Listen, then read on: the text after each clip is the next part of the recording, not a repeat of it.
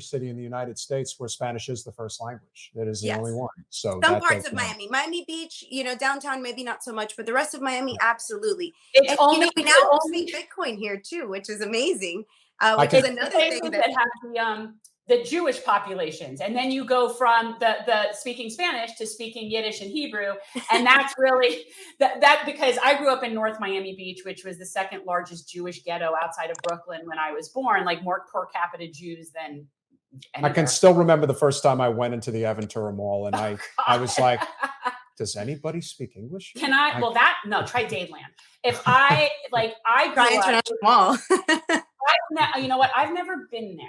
I grew up in what was unincorporated Dade. We used to play in this rocky, empty field that is now the Aventura Mall.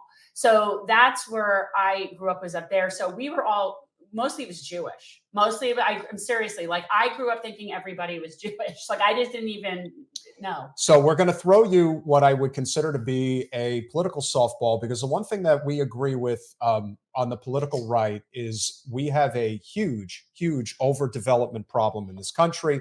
Miami obviously is ground zero for this. And if you look at we've had Carol Roth, who you may have heard of, wrote the book The War on Small Business on the podcast. The other night. Yeah, well, that's you Jewish ladies have your little war words afterwards. But the point of the conversation was basically centralized planning versus decentralized planning. That is a huge part of the problem, and as you like to say, we are not meant to live on top of each other. No. And what happened in Surfside is just scratching the surface of what could ultimately be coming down the pike because of the fact that we are so overdeveloped at this point. Yeah. Would love to hear your thoughts as a libertarian that, we do have to do something about this. Like this, it cannot hold. And then you add in the element of climate change and sea level rise, which is really devastating Miami now. You're a ground zero. How much more do you think we can take? I think is really important to talk about. So I'm so glad you guys are touching this subject, and it's not actually a softball. So Miami-Dade has this urban development line, which is this boundary by which we can't cross. We cannot build past that line because it encroaches upon the Everglades. And this is such an important subject to me, because it turns out that our current commissioners, aren't holding that line. They are in agreement with having an expressway that goes and builds onto that land. They're in an agreement to start moving the development line. So this is a really important subject, particularly for Miami-Dade. So I'm already elected to a small office, a county council seat. And what we do is the zoning stuff for my area, which is in this case area 11, not the area 10 that I'm running for, although it's just overlapping. Where is area 11? Where are you? I'm in Kendall. I'm in West Kendall. So this area, they overlapped. It's just different drawing of the same map. But it's our board was taken, the permissions, the power, if you want to call it that, although we don't have any power, was taken away and given to the commissioners because they understood that people in their own neighborhoods, people that have to live with the decisions, we didn't want that line moved. We don't want more development into our Everglades. So now it's back with the commissioners, and they're going to probably move that line and start building into the Everglades. And anyone that knows South Florida knows that the Everglades is an important part for not only our environment, but the way we live and the animals in this area. Just recently, there was a huge controversy in Miami over the Calusa golf course. The golf course went into disarray. Unfortunately, it started falling apart, and the land was sold. But there's a huge issue with that land. And, just very briefly, the people that live around the land had to give agreement to be able to turn it into development. And they did. They were each paid approximately $300,000 to do so. And the commissioners went ahead and released the covenant and are now going to build over 500 homes on this land that was supposed to remain green space. I mean, it is an assault on Floridians.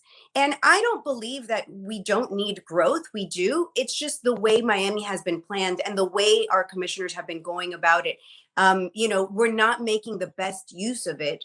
We're not doing the things that I think could make our environment better, instead of allowing developers to just come in and do whatever they want. I think we could do both. And we see small pockets of the population changing. Doral is an area that has grown tremendously in the last 20, 30, 40 years. And, they're building their own little downtown, their own areas to go out and enjoy life, rather than forcing everybody to go to downtown Miami for a timeout, or, for going out and stuff. We need to change the way we see things. And I mean that in the most, as libertarians, I know I'm gonna get somebody come at me and say, hey, we shouldn't be planning anything central planning. And I agree. And that's exactly the point. It should be the local community. Miami has grown from, as you said, small pockets before, unincorporated, to now these very big cities, to a lot of central planning from this big, top down type of system. And I don't agree with it. I think that the local community knows what's best for the local community.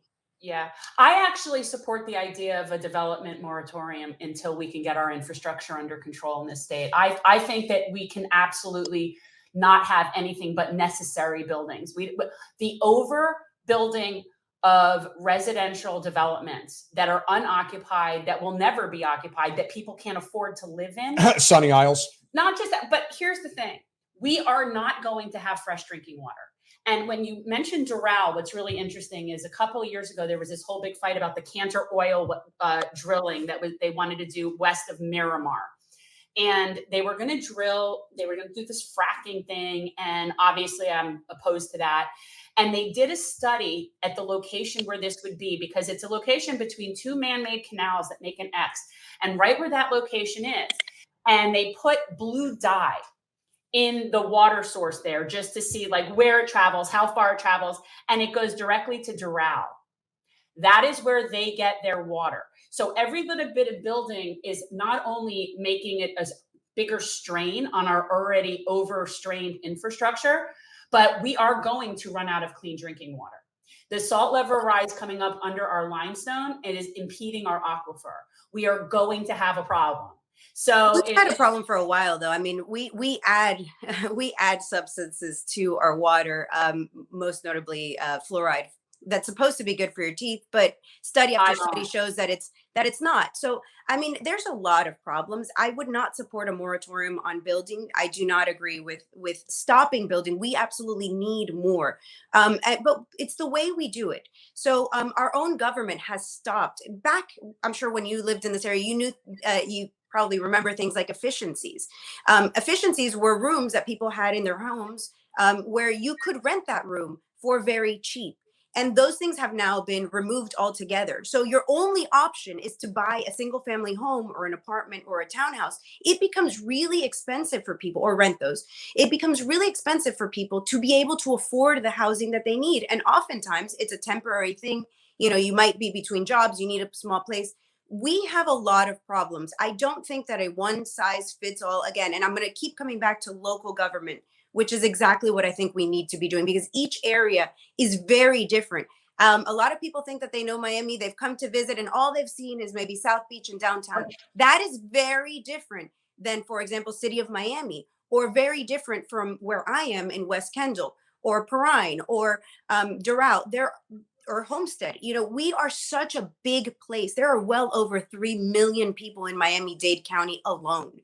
It's huge. And I don't think that there's anybody qualified, anybody at all, to run such an organization. I see a lot of people calling out Mayor Daniela Levin Cava over COVID tests that we don't have in Miami-Dade at this moment. And my point is, she is not God. She cannot do it all. And this is a problem with a government that wants to tell you from the top down how to operate. We need to bring back the power to the local communities. Local communities know what they need better than any central planner. And this, applies not only here, but in the United States as a general. Thanks for watching. If you want to support our mission to transform politics into service, please like this video, subscribe, follow us on social media, and consider joining our Patreon, where you'll get early access to our interviews as well as other exclusive content. Links are in the description. Peace out.